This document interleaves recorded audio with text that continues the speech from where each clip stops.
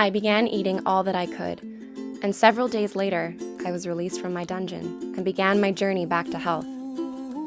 My mother was relieved by my will to become healthy, even though I planned to rely on fruit and vegetables to make up my missing 45 pounds.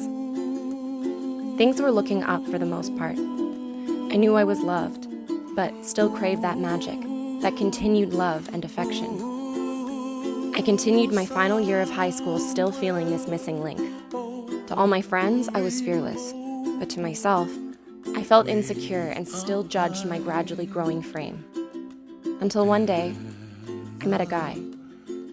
My high school was big. Well, big is an understatement. I graduated with 350 plus students and knew most everyone's name, however couldn't put a face to some of them. One evening, I ventured out to a high school house party with my dear friend Kathleen. Here, I spotted a guy, tall and mysterious like my father. He didn't talk much, but I was somehow drawn to him.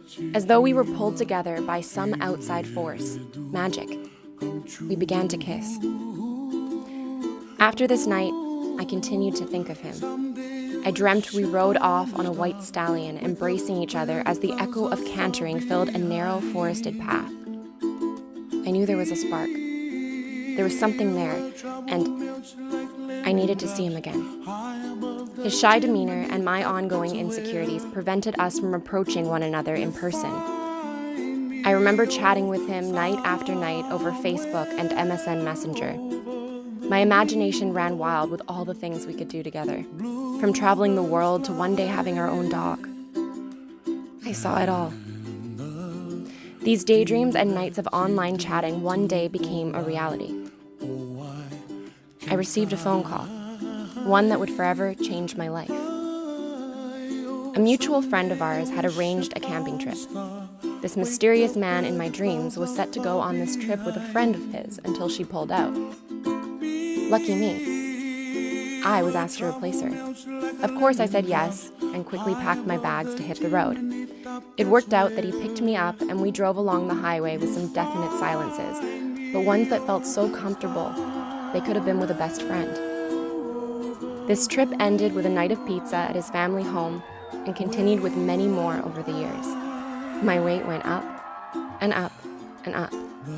Sure, I wasn't skinny, but I was happy. Something I hadn't been in a long time. I finally found my prince, one that picked up right where my last prince left off. Although there will always be darkness, my prince will always be by my side. Michelle Pfeiffer and Al Pacino say it best in director Gary Marshall's Frankie and Johnny. I know I can't make the bad go away, but when the bad comes again, I'm going to be next to you.